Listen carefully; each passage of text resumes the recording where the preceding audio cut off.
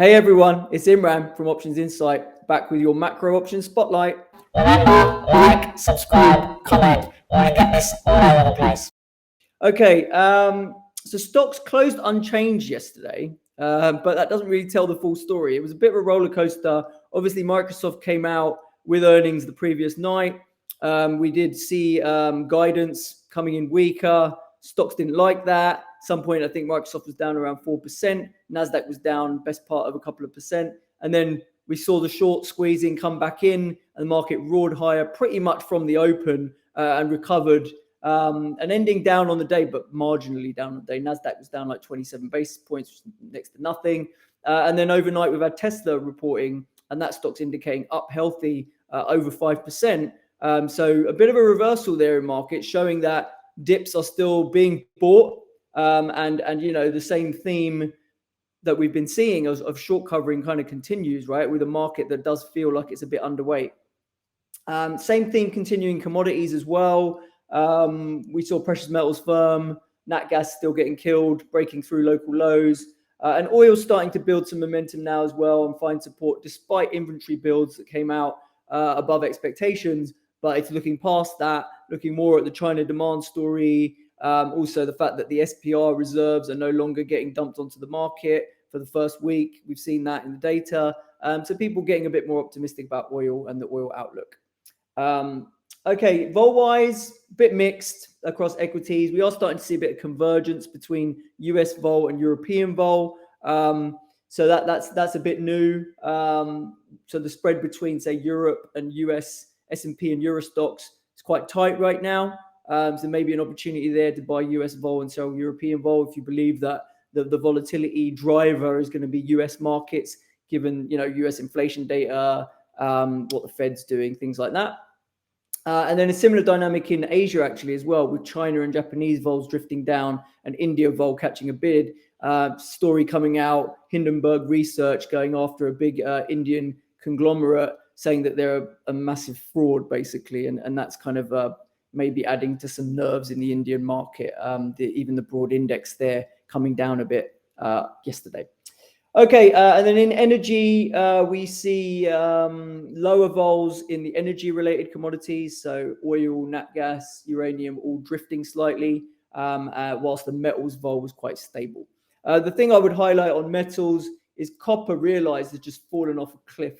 So we've got like a 5 realized, single-digit realized on copper, which is like a massive positive carry here, and the implies just want to sit there at 29. So that's quite interesting, seeing implied vol refusing to come down anywhere near realized vol right now in copper. And what that says to me is that people are anticipating that copper can have some big moves, potentially to the upside. If we look at where the skew is, having flipped towards calls recently, I think people are anticipating some quite big moves in copper right now, which is why they're not letting the implied vols come down. Okay, carry-wise, we're seeing a lot of positive carry across the board there as realized vol close to close in the US comes down. Nikkei still the best mover in equity land.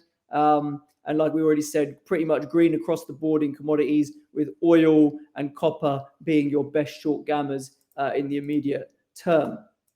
If we look at dollar, remains stuck at the lows here, just below 102 on DXY. But to me, it's starting to smell a bit like downside exhaustion in the dollar. The fact that it hasn't really been able to break and accelerate to the downside at this level, kind of, it looks to me like it's looking for an excuse to rally. Now, who knows what that excuse is going to be? We do have US GDP numbers out today, so that might give it the nudge that it's looking for. If we then move on to what else? So recent strength in stocks, largely we've been saying attributable to short covering. Money managers kind of realizing that recession might be a bit delayed from what they originally thought. They can't really afford to not participate in the upside in the stock market in Q1 at this early point in the year. So we think that's driving some of this money being put back to work and why the market keeps recovering. We've also seen a resurgence in retail flows, right? So retail were a bit of a seller towards the end of last year, but we have seen Apple, Amazon, and Google. We've seen retail order flows coming back in on the buy side. Tesla is still out of favor. A lot of retail not loving that name anymore. But interesting to see that retail coming back in there and stock market speculation kind of coming back. Now, that's not going to be well received by the Fed. If we look at financial conditions, this is from JP Morgan, we can see financial conditions are looking quite looser than they were in Jackson Hole last year. So that's pretty much negating all the hard work done by 350 basis points of Fed hikes since June last year. So the Fed's not going to be in love with that data. In next week's FOMC, obviously a 25 basis point hike is nailed on pretty much as a certainty in terms of what the Fed fund futures are pricing.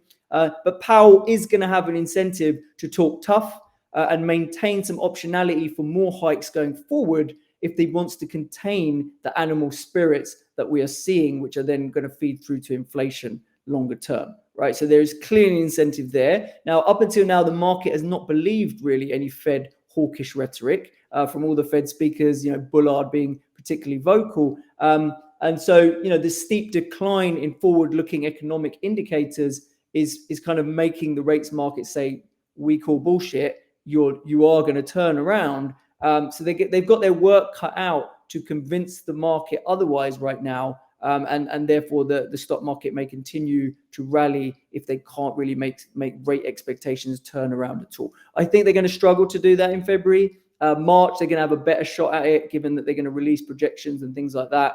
But we may need to wait. And I've said this before, we may need to wait until May or even June meetings where the rubber meets the road, and you're going to have the rates market saying one thing, and you're going to have the Fed either confirming or denying, and in the face of economic hard data that's rolling over. Okay, that's what it's going to boil down to, and that's what we're going to have to kind of wait for. But in the short term, markets can continue to eke out higher levels as these underweights get addressed. That's kind of where we're at. Okay, in terms of what trades I'm looking at, similar to a trade I pointed out a while back, a few weeks back, oil companies. So you had Chevron hit the tape, announcing a $75 billion share buyback, which is obviously good for the stock, indicating up 3% pre-market. We've been saying we expect oil stocks to do pretty well again this year for a number of reasons. Refining margins are likely to remain high. The outlook for crude improves with both the China reopening and the US demand coming back to replenish the SPR. Looking at the technicals on XLE, clearly we're quite near the top. So not necessarily an amazing entry point to buy here. But if we were to break above those local highs at 95, then who knows, we could get a proper charge through 100 in this thing. In terms of playing this via options, I like call calendar spreads right now. Why do I do that? Looking at my trusty Vol dashboard, obviously it's the mean reversion trade is not to buy calls up here, given where the market is.